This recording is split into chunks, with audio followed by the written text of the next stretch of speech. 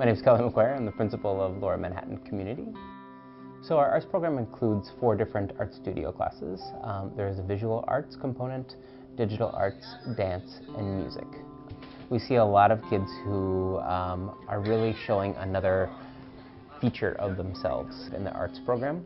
Some of the students are students who are strong academically, some of the students are weak academically, but we're just seeing this real creative opportunity for them to come out of their shell and show us something else. At the top, strong.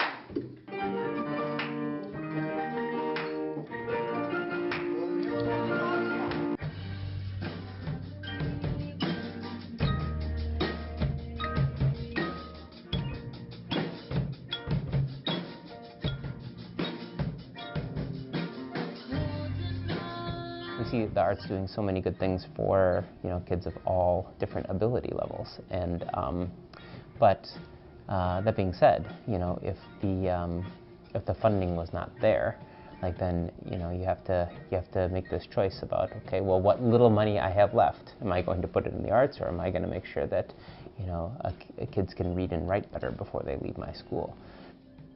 So schools all have some flexible money. Any kind of flexible money that is available, we take a good chunk of that and allocate it to the arts program. But we also are relying more and more on our PTA, and that really, really helps fund our school. This past year, our PTA raised about $80,000. So that is, it's funding like almost 2 art teacher positions. That's a big deal. Another thing is, last year we received a large city council grant to help us purchase an additional set of laptop computers. And so now those can be set aside just for the digital arts course. And so you kind of need the infrastructure to write grants and to apply for different things and the personnel to do that. It's not an easy way to get money. All right, and then remember, you can put your voice in here by recording it in. I don't know how to do that. Well, remember, with your voice, you can just have someone else do it, or you do it, but there has to be a voice. You can even be breathing like this. Okay. You want to work on this next to me, or do you want to work on it back at your table?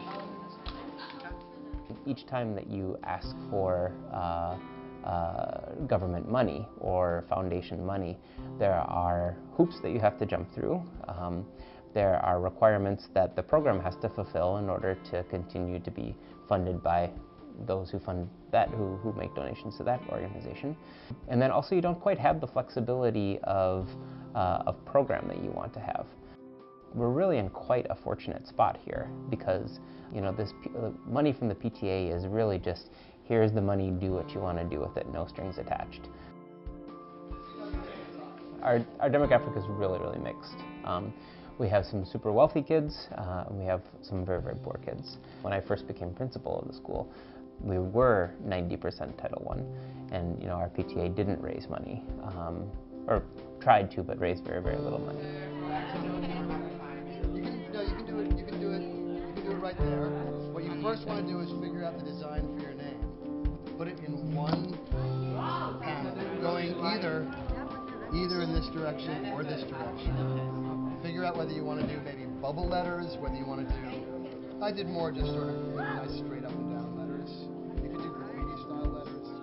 What I think has happened is that, especially in the Bloomberg era, is that there was let's make sure every child can read, let's make sure every child can do math. Oh, the arts is important? Okay, let's make sure that everybody has a rigorous arts curriculum. But there's no additional funding or support for any of this kind of stuff. I just love it when these lofty goals are put out there, and I totally agree with what the goals say, but then there is not much support behind it. A principal in a school could decide that they are going to allocate all of their extra money to build a glorious arts program. You may be making the choice between funding an arts program and providing reading instruction for kids who are, 4 or 5 years below grade level. It's a real choice. But I think that the decision that I've made and that we've made is that having this enriched program is equally as important to providing the basics in school.